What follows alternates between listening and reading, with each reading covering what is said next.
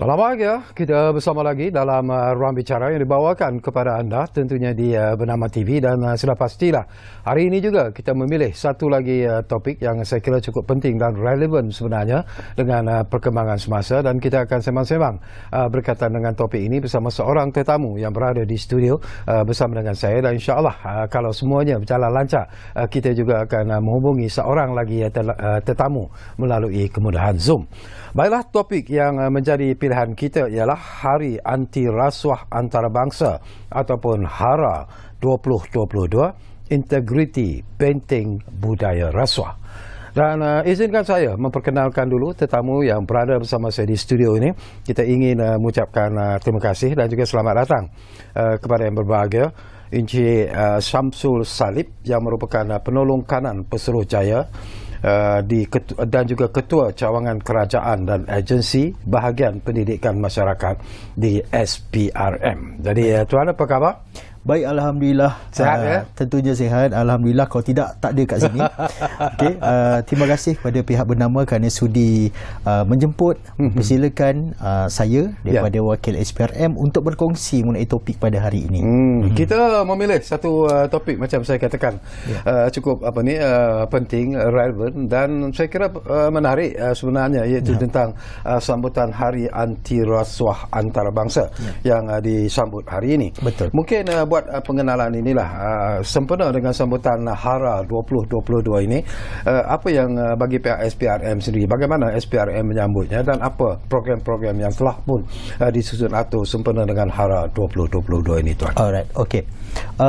Tentunya sebenarnya sejak tahun 2003 melalui Perhimpunan Agung PBB, dia telah menetapkan UNCAC itu, iaitu United Nation Convention Against Corruption, untuk menentukan bahawa 9 Disember pada setiap tahun merupakan satu kira hari raya lah, hari raya untuk pejuang rasuah, terutama sekali agensi-agensi memerangi rasuah di seluruh dunia ni untuk menyambutnya.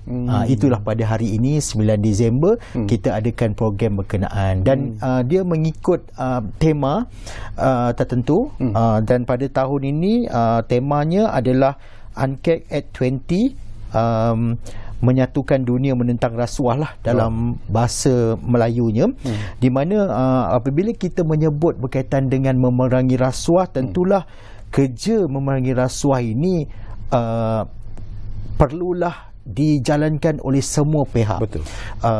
Bukan tugas eksklusif SPRM semata-mata. Apabila kita melihat trend rasuah sekarang ini, jenayahnya merentas sempadan, jenayahnya sangat global. Betul. Jadi bukan mengkhusus secara mikro kepada Malaysia sahaja, tetapi juga secara makro di seluruh dunia. Sepatutnya bersatu padu daripada semua pihak untuk sama-sama merayakan pada hari ini dengan mungkin menganjurkan program-program mengikut kesesuaian di negara masing-masing. Okey, sebelum saya lupa kepada anda yang mungkin ketika ini sedang menyaksikan Ruang Bicara ini, anda juga seperti biasalah kami beri ruang dan juga peluang untuk bertanya apa saja berkaitan dengan isu yang kita pilih hari ini. Jadi dua talian seperti biasa kami sediakan kepada anda di 03 2697 9767 dan juga 03 2697 9768. Baiklah, saya juga sebenarnya tertarik hati dengan tema yang Tuan Syamsul sebut tadilah, tema sambutan hari ini, iaitu menyatukan dunia menangani rasuah. Ini sesuatu yang cukup penting. Tetapi kalau kita lihat dalam konteks negara kita sendiri, apakah SPRM merasakan bahawa isu rasuah, kita tak nak sebut budaya lagi lah, walaupun ramai mengatakan seolah-olah rasuah itu dah menjadi sebahagian daripada budaya kita. Bagaimana, apakah berada dalam situasi yang terkawal sebenarnya, Tuan, ataupun masih lagi ada kelompongan yang perlu diperbaiki dalam untuk memerangi rasuah di negara kita? Ini pendapat saya lah. Pendapat saya, berdasarkan statistik tangkapan SPRM sendiri. Okey. Sebenarnya kalau kita melihat pada saban tahun maklumat yang diberikan ataupun yang dilaporkan kepada pihak SPRM ini sekitar setiap tahun dia punya trend itu lebih kurang sama, sekitar 13,000 12,000 maklumat yang kami terima pada setiap tahun. Tetapi daripada jumlah berkenaan, separuh daripadanya kami melihat ada unsur-unsur rasuah dan kami rekodkan, kami catatkan ke dalam sistem kami. Dan kalau mengikut dari segi perangkaan aktiviti siasatan SPRM yang kira kita ambil 2017 hingga Oktober 2022 yang statistik yang ada pada saya di tangan saya ini, maklumat yang kita terima juga sekitar 6,000 dan 7,000 setahun average-nya di situ. Jadi bila kita melihat daripada jumlah berkenaan, kertas siasatan yang dibuka oleh SPRM adalah sekitar 11% ataupun 12% pada setiap tahun ikut trendnya, menjadikan untuk tempoh lebih kurang dalam 6 tahun berkenaan sehingga Oktober 2022 adalah sekitar 5,215 kertas siasatan yang kita buka kita buka, di mana SPRM tugasnya mudahlah. SPRM menyiasat sahaja kes-kes rasuah, dan lengkap kertas siasatan kita akan serahkan kepada Jabatan Peguam Negara untuk tindakan selanjutnya. Jadi tugas SPRM habis setakat itu. Dan untuk kertas siasatan berkenaan, apabila telah disemak dalam tempoh untuk kita menyiasat kes-kes berkenaan, juga kita melakukan kata orang tu tangkapan, geledahan. So kita harus mendapatkan bukti-bukti yang boleh menyokong kepada kertas siasatan kami supaya kertas siasatan kita ni lebih berkualiti dan lengkap seperti mana yang diminta. Dan trend dia itu saya tengok lebih kurang sama. Dari segi kertas siasatan, seperti yang saya katakan tadi tu, sekitar 700 ke 800 setiap tahun. Kemudian jumlah tangkapan juga sekitar angka 800 ke 1000 mengikut tahun-tahun tertentu. Dan seterusnya dari segi tuduhan dan sabitan tu kita lakukan seperti mana yang kita rancangkan itulah. Okey, dan kita mengharapkan keseluruhan data-data itu tadi semakin berkurangan lah. Tetapi kalau mengikut pendapat saya, rasuah tu sememangnya memang wujud. Memang perlu kita kuatiri, sebab kalau kita tidak bendung, dia akan menjadi satu barah yang mungkin akan membinasakan negara kita. Dan kalau kita melihatlah, bila kita sebut rasuah ni, dia dekat sebenarnya dengan perkhidmatan awam. Okay, kita pun baru saja kata orang tu dimaklumkan dengan pelantikan Timbalan Menteri baru sebentar saja tadi. Tahniah diucapkan. Dan Menteri juga yang telah pun dilantik pada beberapa tempoh yang kemudian sebelum ini. Jadi dari segi perkhidmatan awam tu kita sangat merisaukan. Kalau mengikut statistik saya, 48.82% daripada jumlah yang kita tangkap sekitar 6 tahun berkenaan, iaitu sekitar 2,546 adalah penjawat awam. Daripada jumlah berkenaan pula yang kita risaukan juga, penjawat awam belia yang bawah 40 tahun ini, daripada jumlah tadi 57.8%, iaitu seramai 1,471 orang adalah mereka dalam golongan penjawat awam belia bawah 40. Itu yang kita sangat risaukan. Kita perlu memberi sedikit perhatian, di mana tugas SPRM, strategi SPRM adalah tentunya kita menggunakan strategi penguatkuasaan, pencegahan dan juga mendidik masyarakat. Jadi ketiga-tiga strategi ini kita gabungkan untuk kita menjadikan sebuah negara yang bebas rasuah, Malaysia. Okey, menarik. Banyak lagi persoalan yang ingin saya kongsikan bersama dengan Tuan Syamsul, tapi saya difahamkan rakan kita yang akan kita hubungi melalui kemudahan Zoom telah pun bersiap sedia. Jadi terima kasih kepada yang berbahagia, Datuk Adnan Seman, Peguam Bela dan Peguam Cara yang tidak asing lagi. Assalamualaikum, Datuk. Hello. Ya, Datuk. Saya tak dapat dengar suara Datuk dengan jelas ketika ini. Okey, tak apa, mungkin sebentar lagi kita akan hubungi semula Datuk. Kembali semula kepada Tuan Syamsul, kepada apa yang sedang kita bincangkan. Kadang-kadang ialah macam Tuan sebutlah, ini merupakan isu yang cukup membimbangkan kita sebenarnya, dan sudah tentulah saya tahu ini merupakan cabaran yang cukup hebat sebenarnya kepada SPRM sendiri. Tetapi kadang-kadang saya tak nak mendengar orang menyebut bahawa seolah-olah rasuah itu sudah menjadi budaya dalam kehidupan kita sebagai rakyat Malaysia. Tetapi daripada pengalaman Tuan sendirilah, daripada pemerhatian dan juga kajian yang dilakukan oleh SPRM, kenapa seseorang itu mudah terlibat dengan rasuah? Kita mengambil satu kata orang itu konsep yang mudah lah. Tentunya apabila kita bekerja mendapat gaji, kita seharusnya tahu gaji kita berapa. Kita seharusnya tahu belanja kita berapa supaya kita dapat hidup dengan selesa. Dan apabila kita membuat satu kajian umum ataupun kita buat pemerhatian secara umum, ramai rata-rata apabila kita tanya kenapa rasuah berlaku, mereka menyatakan sebab puncanya adalah sebab tamak, sebab nak hidup mewah. Okey, jadi mungkin di situlah yang kalau poin yang untuk saya kongsikan di sini, pendapatan yang kita ada tu kita perlu imbangkan dengan perbelanjaan yang sepatutnya supaya kita ada lebihan untuk kita teruskan kehidupan. Bukanlah kita kadang itu tidak menggalakkan untuk berbelanja.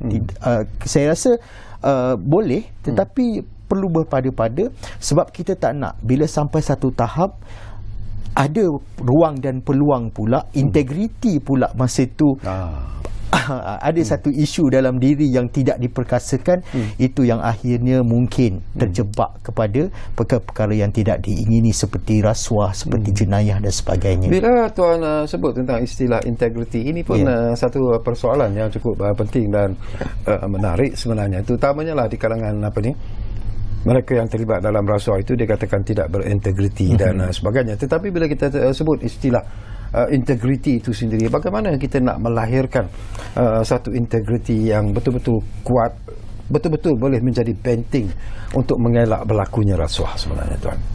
Perkara ini saya kira dia sangat subjektif lah. Tetapi ianya perlulah kata orang itu dipupuk tentunya daripada kecil, daripada institusi keluarga itu sendiri, membawa kepada sekolah, dan kemudian masyarakat sendiri menjadikan integriti itu satu budaya, dan seterusnya apabila mereka bekerja di tempat bekerja juga diamalkan perkara-perkara sedemikian. Itu yang keseluruhan saya kira seseorang yang dibentuk dalam keadaan yang sangat teratur dari segi integritinya, dari segi nilai-nilai murninya dan sebagainya. Di situlah mungkin kita boleh menjadikan ataupun membentuk satu insan yang saya kira cemerlang, yang mungkin bebas daripada terlibat daripada perkara yang tidak diingini, sekaligus integriti ditanam di dalam diri untuk mendidik mereka-mereka ini untuk kata orang itu memasukkan nilai-nilai murni ataupun nilai-nilai baik itu sendiri. Saya pulangkan kepada tanggungjawab dan kreativiti ahli keluarga, cikgu, masyarakat masing-masing, supaya ia keseluruhannya dapat membentuk seperti mana yang kita harapkan. Macam SPRM sendiri, Tuan, apakah ada program-program yang dilaksanakan atau dilakukan dalam usaha untuk menanam kekuatan integriti di kalangan rakyat Malaysia, di kalangan tak kiralah penjawat awam ataupun pelajar dan sebagainya, Tuan. Baik. Sebenarnya kalau mengikut SPRM, seperti mana strategi yang saya nyatakan tadi itu, salah satunya adalah mendidik masyarakat. Dan SPRM sebenarnya bermula kita memfokuskan program-program pendidikan rasuah ini kalau boleh sehingga kepada ketua keluarga itu sendiri semasa mereka bekerja. Tetapi bila kita letakkan tanggungjawab itu kepada mereka, SPRM pula memfokuskan juga kepada seawal mereka bersekolah. Di situ kita memasukkan elemen-elemen anti rasuah dalam subjek-subjek tertentu. Sebenarnya dalam subjek kata orang itu di sekolah, di tingkatan ataupun di darjah 4, darjah 5, darjah 6, membawa ke sekolah menengah juga kita ada memasukkan elemen-elemen berkenaan dalam subjek tertentu. Kita tak ada satu mata pelajaran khusus, tidak. Yang mengajar integriti betul, tak ada. betul. Sebab kalau kita hendak mendedahkan tentang isu rasuah kepada mereka yang mungkin di peringkat sekolah yang pada masa itu dia tak terfikir pun macam mana bentuk rasuah ni. Jadi kita pergi kepada elemen-elemen nilai-nilai baik tu dulu untuk memupuk supaya bila mereka melanjutkan pelajaran ke universiti, barulah kita masukkan mesej yang lebih serius sedikit. Sebab sebenarnya untuk makluman Cik Syarkawi sendiri dan juga penonton, SPRM sendiri telah dengan kerjasama Kementerian Pengajian Tinggi telah memulakan subjek khusus di IPT, terutama sekali di 20 IPTA ataupun Universiti Awam yang dinamakan Kursus Integriti dan Rasuah. Dan in fact sebenarnya saya baru saja tadi petang mengajar subjek berkenaan di UPM, di Universiti Putra Malaysia, di mana pioneer ataupun pilot project berkenaan kita pernah ataupun kita telah pun mulakan di Universiti Kebangsaan Malaysia, disambut baik oleh pihak kerajaan, terutama sekali apabila Pelan Anti Rasuah Nasional dilancarkan. Salah satu strateginya ataupun inisiatifnya adalah memperkenalkan subjek berkenaan dan akhirnya disambut baik oleh KPT dengan bantuan KPM dan IIM sendiri, SPRM juga, untuk kita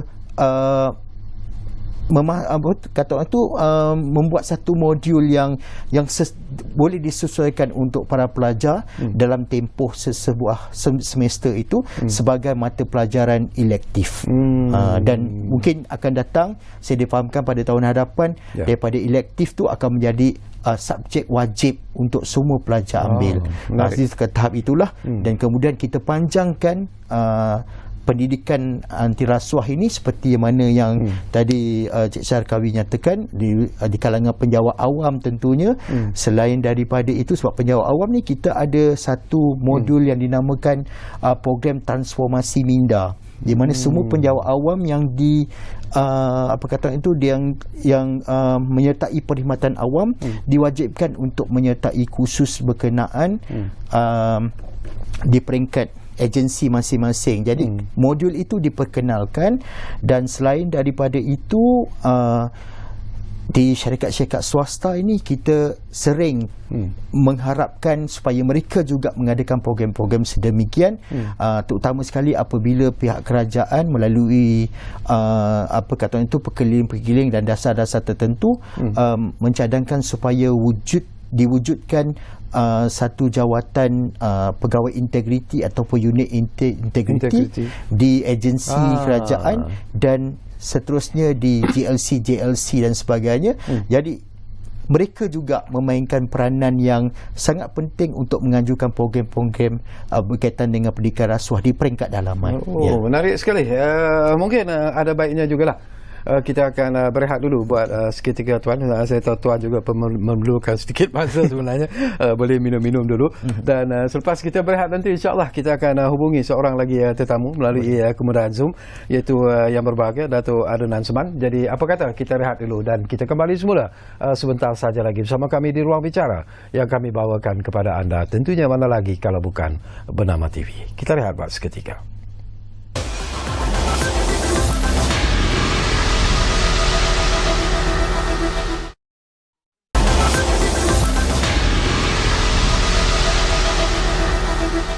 Baiklah, kita kembali semula ke Ruang Bicara di Bernama TV ini. Masih lagi bercakap tentang HARA 2022 ataupun Hari Anti Rasuah Antarabangsa, Integriti Benteng Budaya Rasuah. Dan macam saya janjikan kepada anda, kita sebenarnya ada seorang lagi tetamu yang akan kita hubungi melalui kemudahan Zoom. Jadi insyaAllah kita akan dapat sembang-sembang bersama dengan tetamu ini, iaitu yang berbahagia Dato' Adnan Seman yang merupakan peguam bela dan peguam cara yang sudah tidak asing lagi. Assalamualaikum Dato'. Waalaikumsalam warahmatullahi wabarakatuh. Sehat ya? Alhamdulillah sehat. Okey Tok, kita sedang bercakap tentang isu yang saya kira cukup penting sebenarnya dan ianya menjadi lebih relevan kerana hari ini Tok ya, kita sambut Hari Anti Rasuah Antarabangsa ataupun HARA 2022. Bila kita cakap tentang isu integriti, isu rasuah ini Tok, daripada pengalaman dan pemerhatian Datuk sendirilah, kedudukan kita di mana sebenarnya? Apakah kita berada kepada satu kedudukan yang membimbangkan bila kita bercakap tentang budaya rasuah di negara kita ini? Tok? Bismillahirrahmanirrahim. Pertamanya, bila kita berbicara soal rasuah ini, dia sangat berkait dalam semua aspek kehidupan. Ya. Dia tentulah berkait soal pendapatan, soal kos sara hidup, tuntutan, soal gaya hidup dan juga perundangan yang ada dalam negara. Dan yang penting saya lihat ialah komitmen parti-parti yang bertanding membentuk kerajaan hari ini yang kita namakan sebagai kerajaan perpaduan. Ya. Kita lihat mereka menyatakan komitmen berkaitan dengan perkara-perkara yang merupakan menyentuh soal urus tadbir, soal kestabilan, soal memerangi kelemahan tadbir urus dalam kerajaan. Sebab itu kalau kita lihat dalam kerajaan perpaduan ini juga merupakan kerajaan yang dibentuk daripada Parti Barisan Nasional, sebahagian daripada kerajaan. Ya. Dan dalam kempen pilihan raya, sekarang ini kita tahu bahawa Barisan Nasional juga membentangkan pelan amal dan usaha padu yang merupakan manifesto Barisan Nasional.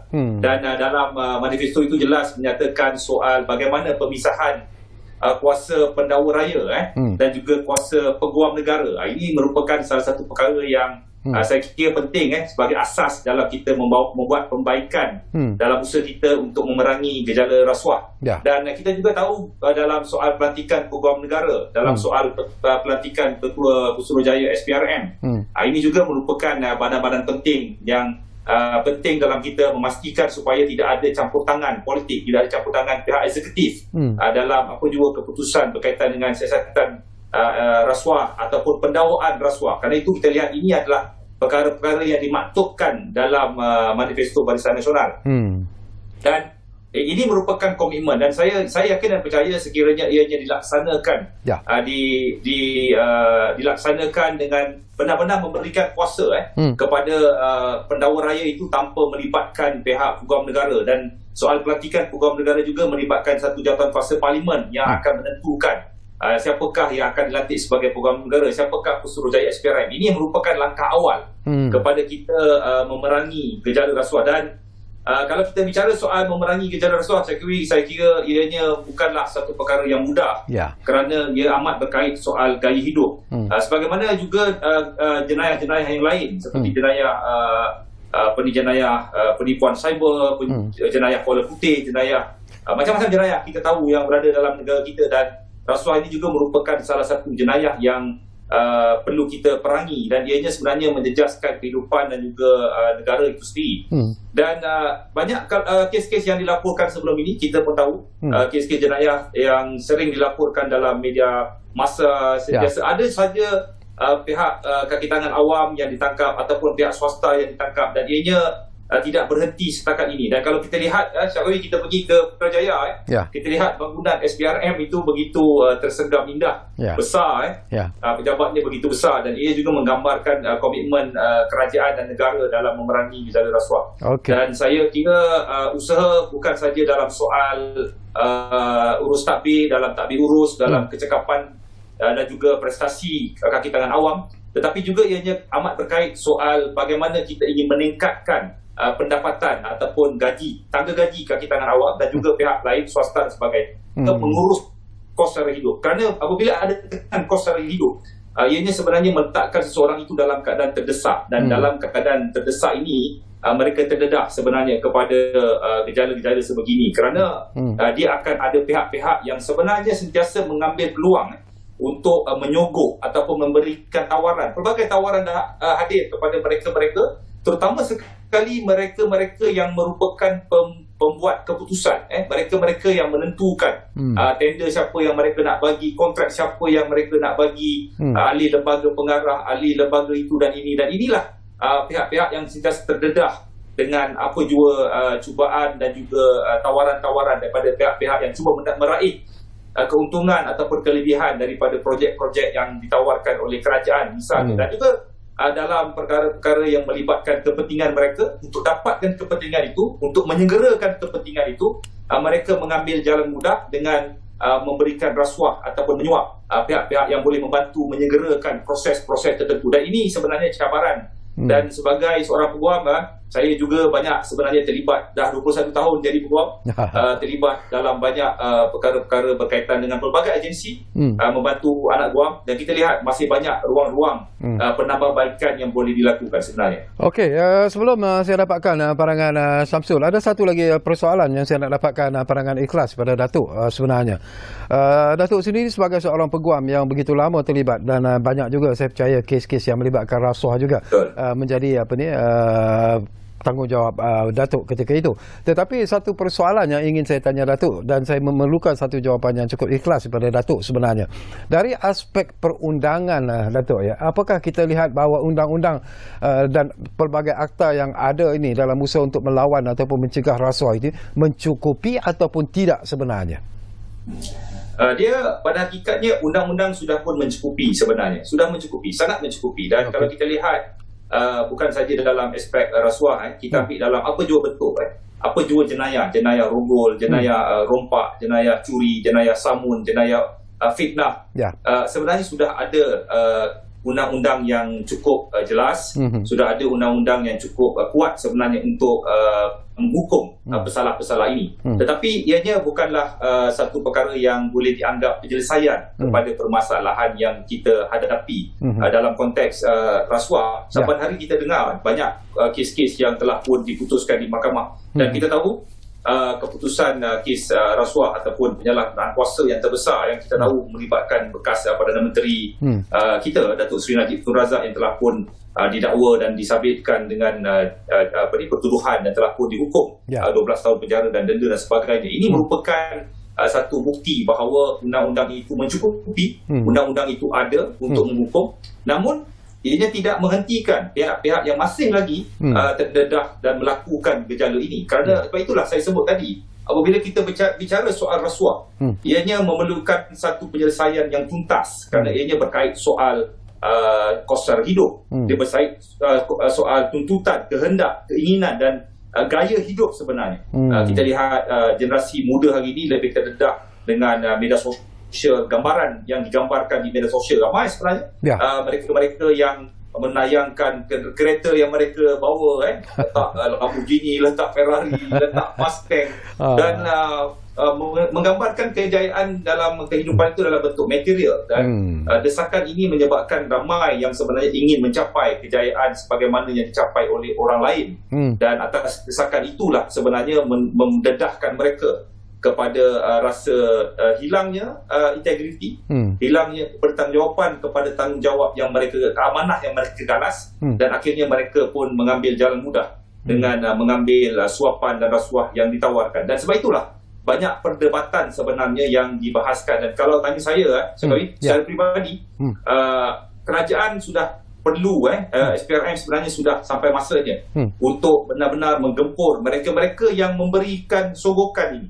Maknanya pendakwaan bukan hanya tertumpu kepada mereka yang menerima, tetapi mereka yang memberikan, mereka yang menawarkan, kerana mereka ini tidak berhenti-henti menawarkan pelbagai tawaran, rasuah dan sebagainya untuk mendapatkan kepentingan, untuk mendapatkan kelebihan. Jadi mereka ini perlu diperangi habis-habisan. Okey.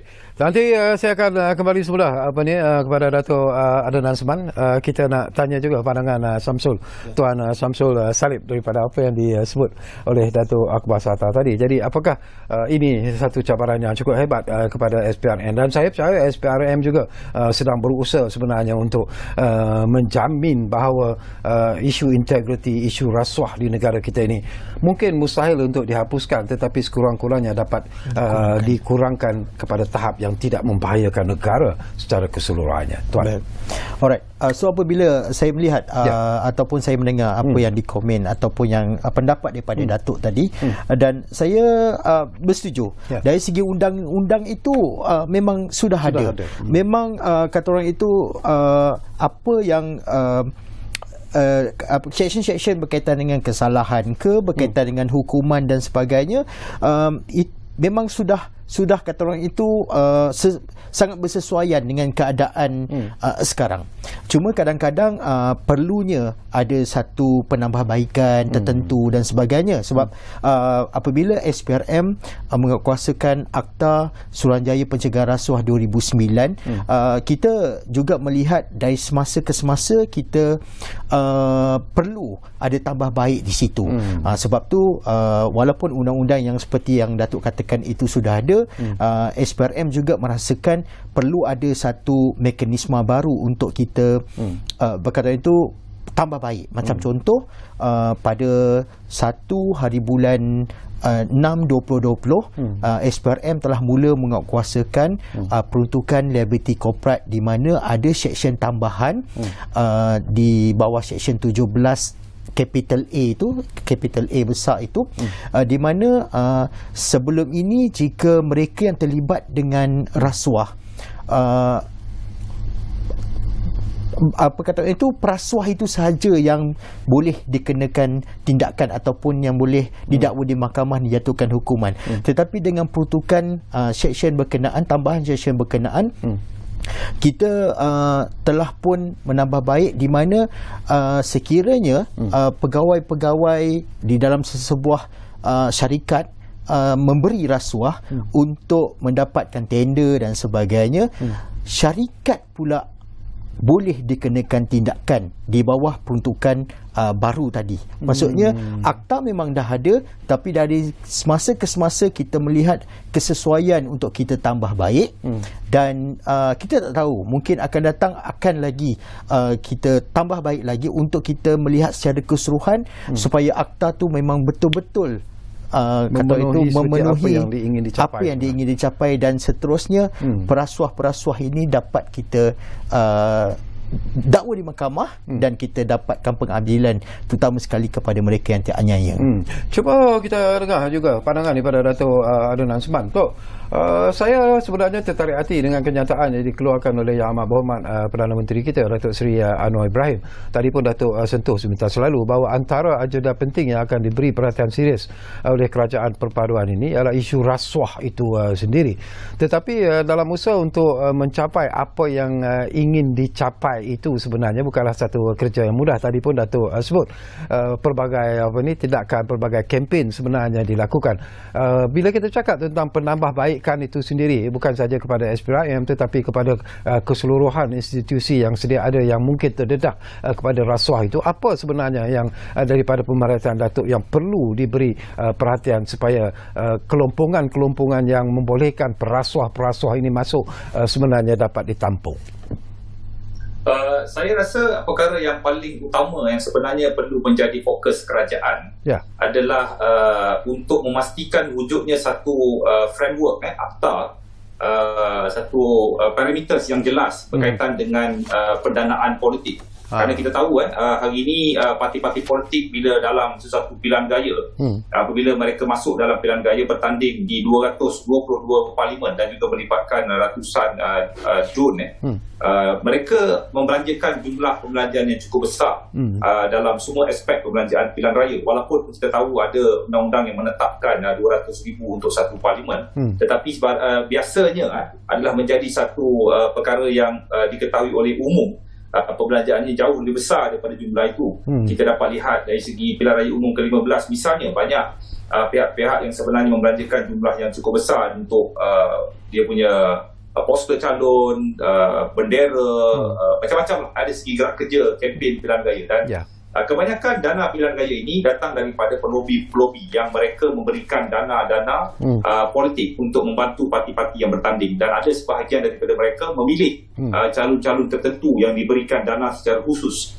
Dan ini adalah perkara yang kita semua tahu, dan saya rasa sudah sampai masanya untuk kerajaan mula mengorak langkah bagaimana untuk kita mengemaskan dan juga memastikan wujudnya satu undang-undang, satu akta yang kita namakan sebagai Akta Pendanaan Politik, agar kita dapat mengawal selia perbelanjaan parti-parti politik ketika melakukan kempen ketika pilihan raya dan juga di luar musim pilihan raya dalam gerak kerja parti-parti politik.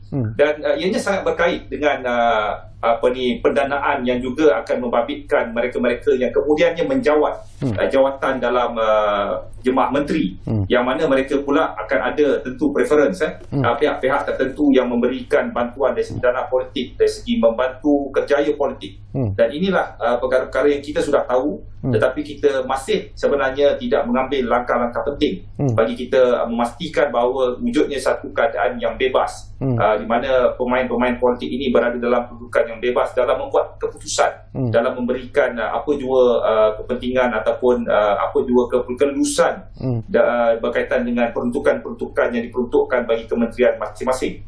Dan saya percaya kalau ini dimulakan dengan kerajaan perpaduan ini, saya yakin berdepan dengan PRU ke-16 kita akan berada dalam kedudukan yang lebih baik. Dan sebab itu kita lihat banyak pihak-pihak yang menggunakan perkara ini sebenarnya sebagai satu alasan untuk mereka memberikan dana politik, kemudian mereka in return mereka meminta projek-projek dan juga melobi projek-projek tertentu, dan di dalam peruntukan ataupun di dalam bajet yang diperuntukkan untuk projek-projek ini juga tentunya kemudiannya akan melibatkan peruntukan-peruntukan berkaitan dengan dana politik. Jadi ini antara perkara yang saya rasa perlu diberikan pengakuan.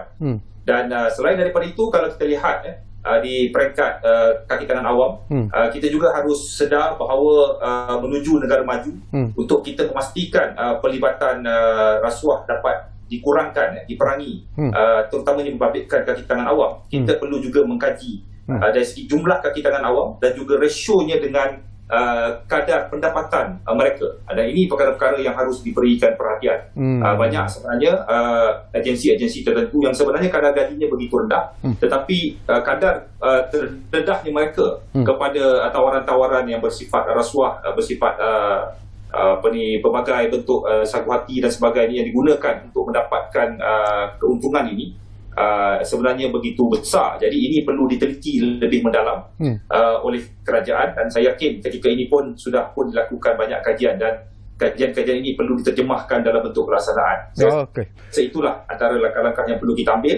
Banyak perkara yang boleh kita bahaskan, tapi saya rasa dengan bermula dengan Akta Pendanaan Politik, kalau kita dapat dan tidak ada mana-mana parti sebenarnya yang boleh mendakwa diri mereka tidak terdedah ataupun tidak menerima dana politik ni, Syakawi. Sebenarnya saya lihat secara umumnya hampir semua parti yang bertanding dalam pilihan raya, saya nampak memang mereka membelanjakan dana yang besar, dan sudah pasti akan timbul persoalan daripada manakah datangnya dana-dana ini. Ini ketika pilihan raya, dan tentulah dana-dana ini akan berterusan diberikan ketika mereka menjawat jawatan, dan kita timbang dengan pendanaan dengan syarikat-syarikat yang memberikan sumbangan politik ini akan kemudian menuntut mereka diberikan kelebihan dalam projek-projek yang dirangka oleh kerajaan. Okey, dana politik itu satu isu yang menarik juga, tapi ada lagi satu isu yang juga ingin saya kongsikan bersama dengan Datuk dan juga mungkin Samsul, tapi seperti biasalah kita berehat buat kali terakhir dan kembali nanti. Mungkin tak banyak masa lagi yang tinggal, tapi ada lagi persoalan-persoalan yang mungkin sempat saya kongsikan bersama dengan tetamu di studio dan juga tetamu yang kita hubungi melalui kemudahan Zoom. Kita lihat dulu.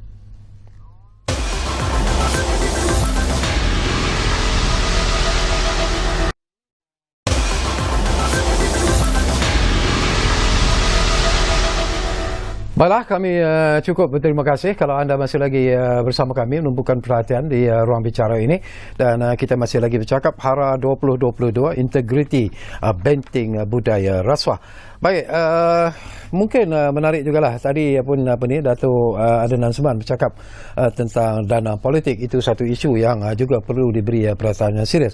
Tapi satu lagi isu juga yang saya nak dapatkan pandangan ikhlas kepada Datuk Adnan Seman ialah bagaimana kes-kes ataupun isu-isu rasuah ini dipolitikkan. Dan ada juga kadang-kadang ahli-ahli politik sendiri juga yang memainkan ataupun campur tangan dalam isu-isu yang berkaitan dengan rasuah ini, dan ini juga mungkin memberikan satu kesukaran sebenarnya kepada SPRM untuk mengambil segala tindakan yang diperlukan. Komen sikit Tok. Terima kasih, dan kalau kita lihat dalam konteks isu berkaitan dengan campur tangan politik, sebagaimana yang saya sebut awal tadi, ini juga perkara yang kita harapkan berlaku, iaitu permisahan kuasa eksekutif dan juga pelantikan peguam negara dalam memastikan wujudnya kebebasan yang jelas bagi peguam negara dalam menentukan pendawaan dan juga siasatan SPRM, iaitu pelantikan Ketua Pusatjaya SPRM. Dan kita tahu sebelum ini, pada selepas PRU14, kita tahu bagaimana pelantikan politik yang dibuat membabitkan agensi-agensi ini, dan akhirnya apa yang kita lihat selepas itu adalah pengguguran kes-kes berkaitan dengan rasuah di mahkamah. Dan juga kita juga tahu bagaimana penutupan siasatan-siasatan SPRM berkaitan dengan individu-individu terkait dengan mereka-mereka yang berkuasa. Dan ini merupakan satu perkara yang cukup membimbangkan kita. Kerana kalau kita mahukan negara kita ini mencapai negara maju, kerana kita mahukan tapi urus negara dilakukan dengan baik, dan kita mahu pastikan dana negara itu diuruskan dengan sebaik mungkin, kita harus pastikan tidak ada campur tangan politik dalam kes-kes pendawaan, dalam juga siasatan-siasatan membabitkan orang-orang yang berkait dengan politik. Bukan saja ahli politik, tetapi juga siapa jua yang berkait dengan politik. Sebab itulah kita mahu semua pihak sebenarnya perlu menerima ini sebagai prinsip asas, tetapi apa yang berlaku adalah tidak konsisten.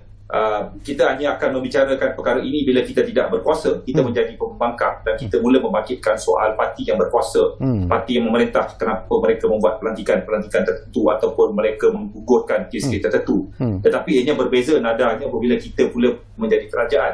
Jadi setakat ini saya lihat belum ada mana-mana pihak yang benar-benar konsisten, dan inilah kena bermula daripada kerajaan ini untuk mengambil langkah tidak campur tangan dalam apa jua kes-kes pendawaan yang sedang berjalan ketika ini, membabitkan siapa jua pemimpin maupun pemegang jawatan dalam jemaah menteri ataupun eksekutif yang sedang berdepan dengan kes mahkamah. Tidak perlu ada campur tangan, dan biarkan proses perundangan itu berjalan. Dan saya bersetuju kalau kita berbicara soal seseorang itu tidaklah bersalah sehingga didapati bersalah, itu secara prinsip undang-undangnya. Tetapi tentulah persepsi di luar sana cukup berbeza. Tetapi kita perlu bermula dalam satu langkah untuk kita mencapai keadaan yang lebih baik. Jadi saya mengharapkan kerajaan perpaduan ini tidak akan ada campur tangan dan mengotakan apa yang dilaksanakan ataupun dilaungkan dalam manifesto parti-parti yang membentuk kerajaan ini, iaitu pemisahan ataupun pelantikan jawatan-jawatan penting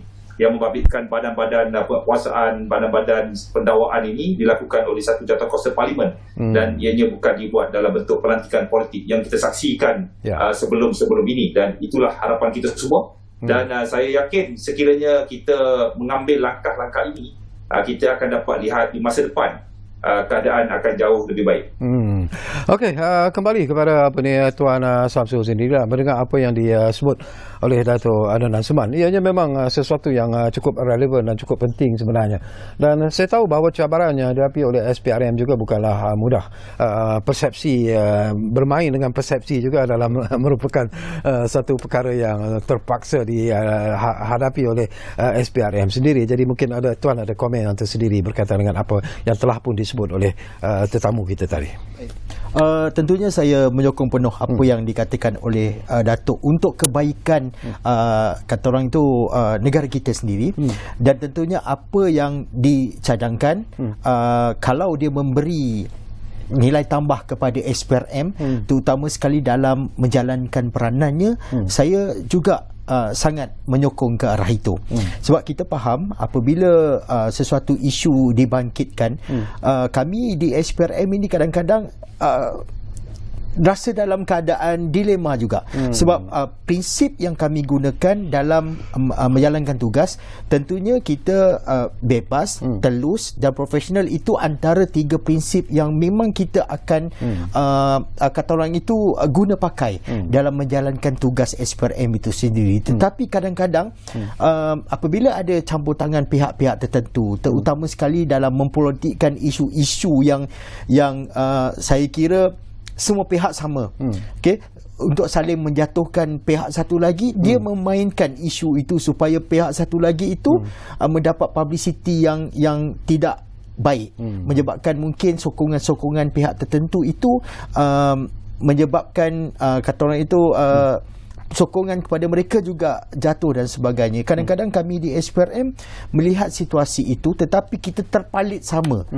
Kita terpalit sama dan ada yang singkirkan untuk meneutralkan keadaan itu, menyebabkan satu perkara yang saya kita mencabar juga untuk SPRM lakukan, terutama sekali apabila menyentuh berkaitan dengan isu persepsi, apabila menyentuh persoalan yang ditimbulkan di media sosial. Jadi kita sangat mengharapkan supaya apa yang dikatakan, yang dicadangkan, apa yang terbaik untuk SPRM, kita sambut dan kita sangat menghargai usaha-usaha itu. Saya juga ingin menyebut perkara yang sama seperti apa yang saya bangkitkan bersama dengan Dato' Adnan Seman tadi, tentang kenyataan yang dikeluarkan oleh Yang Amat Berhormat Perdana Menteri kita yang ke-10, Datuk Seri Anwar Ibrahim, bahawa antara agenda penting yang akan diberi perhatian yang serius oleh kerajaan perpaduan ini ialah tentang rasuah itu sendiri. Jadi apakah ini seolah-olah memberikan satu semangat yang mungkin baru sebenarnya, ataupun semangat yang lebih jitu sebenarnya kepada SPRM untuk berdepan dengan situasi semasa tanpa ada campur tangan ataupun tekanan-tekanan politik dan sebagainya. Betul. Itu merupakan salah satu kata itu nilai tambah apabila sesebuah kerajaan yang baru diwujudkan, kerajaan perpaduan pula tu, bila meletakkan sebenarnya isu rasuah itu perlu diperkasakan. Jadi kami sangat menyambut baik. Sebenarnya kalau kita melihat dari beberapa siri ucapan mantan-mantan Perdana Menteri terdahulu pun, dengan dasar-dasar yang dikemukakan, saya rasa mereka sangat selari untuk menentang rasuah itu sendiri. Kalau dulu masa zaman sebelum ini, kerajaan sebelum ini ada Pelan Anti Rasuah Nasional. Sebelum itu, kerajaan sebelum itu juga memperkenalkan Government Transformation Program, ataupun apa kata itu, kita masa itu didedahkan dengan NKRA. Dan sebelum itu juga ada lagi Pelan Integrity Nasional.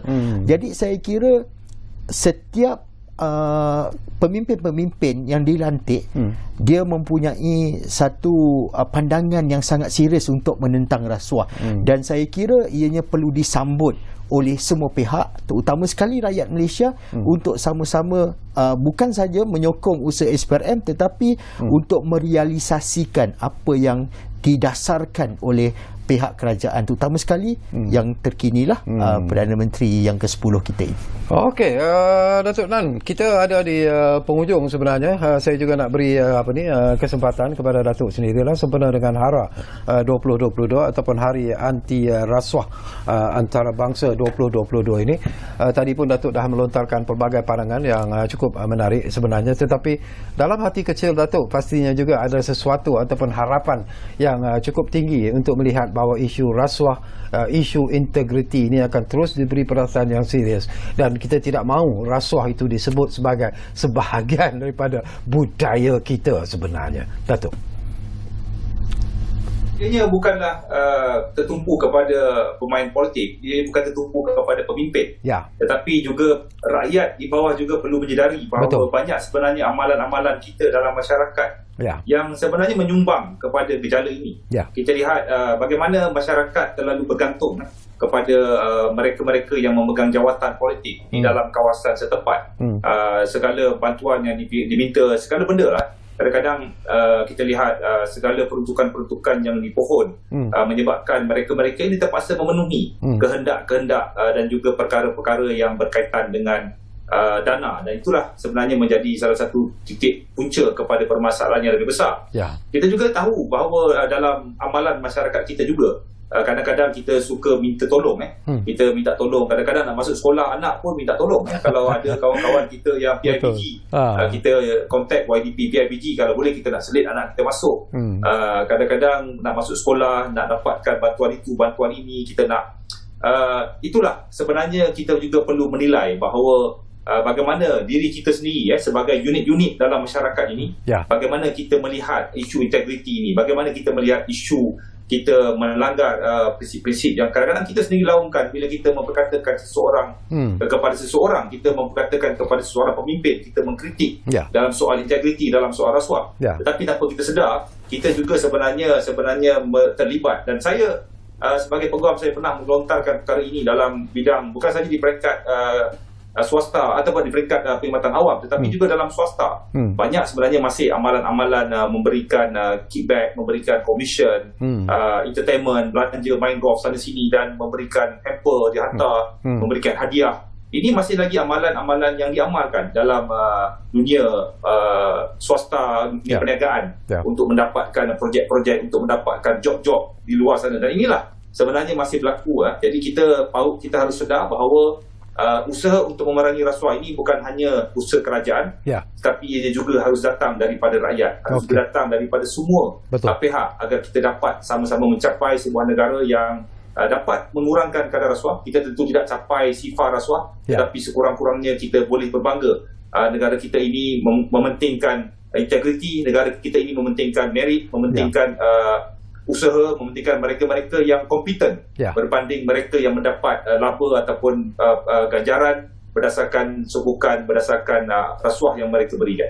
Okey, menarik. Jadi tinggal lebih kurang 1-2 minit saja lagi. Saya juga nak beri ruang dan peluang kepada Tuan Samsul. Apa lagi yang ingin disampaikan di penghujung ruang bicara ini? Baik. Saya menyambut baik apa yang dikatakan oleh Datuk tadi, di mana tugas memerangi rasuah ini perlu dilakukan, perlu dijayakan oleh semua pihak, bersesuaian dengan tema Hari Anti Rasuah antarabangsa kita, iaitu seperti yang saya nyatakan tadi, menyatukan dunia untuk menentang rasuah. Jadi saya sendiri mewakili SPRM ingin berterima kasih kepada lebih kurang dalam 1,000 peserta yang telah menyertai seminar, forum sempena Hari Anti Rasuah Antarabangsa yang telah pun kita adakan pada siang tadi, pada pagi tadi, di 4 lokasi sebenarnya. Kita adakan di Zon Utara di Hotel Raya Pulau Pinang, kemudian di Zon Timur di Yayasan Pahang Kuantan, di Zon Selatan di Menara MBJB Johor, dan juga Zon Tengah di Dewan Semarak Majlis Perbadaran Sepang, di mana kita buat secara hybrid dan juga secara bersemuka dengan penglibatan ACIO, iaitu Persatuan Pegawai Integriti Bertauliah, dan juga SPRM sebagai salah seorang ahli panelnya, dan juga LHDN juga merupakan salah seorang panelnya. Tentunya kita mengupas berkaitan dengan 2 isu. Yang pertama tadi berkaitan dengan liability korporat, di mana organisasi komersial juga kata orang itu boleh dikenakan denda. Dan satu lagi adalah berita baik untuk syarikat dan juga korporat swasta, di mana syarikat layak untuk memohon potongan cukai dengan jumlah wang yang sama dengan perbelanjaan yang dibelanjakan untuk tujuan aktiviti pencegahan rasuah itu. Dan itu yang kita wawarkan untuk seharian ini berkaitan dengan sempena dengan sambutan Hari Anti Rasuah Antarabangsa, tentang dua isu tadi berkaitan dengan liability corporate dan juga tentang peruntukan cukai, pengecualian cukai yang boleh dinikmati oleh mana-mana syarikat yang mengadakan program bersama dengan pihak SPRM. Terima kasih banyak-banyak kepada Tuan Syamsul Salim, iaitu penolong kanan Pesuruhjaya di Ketua Cawangan Kerajaan dan Agensi Bahagian Pendidikan Masyarakat SPRM. Saya cukup selesa sebenarnya berada bersama dengan Tuan Syamsul, dan tentunya kita juga mengucapkan jutaan terima kasih kepada Peguam Bela dan Peguam Cara yang tidak asing lagi, iaitu Datuk Adnan Seman, yang walaupun dijemput di saat-saat terakhir masih lagi sudi untuk bersama kami di ruang bicara ini. Budi itu akan saya ingat sampai bila-bila sebenarnya, Datuk. Ya, terima kasih banyak-banyak, dan tentunya terima kasih kepada anda yang menumpukan perhatian bersama kami di ruang bicara ini. Dan seperti yang selalu kami janjikan kepada anda, ruang bicara akan terus berbicara bersama anda dari masa ke semasa. Kita jumpa lagi. Masih tu. Dari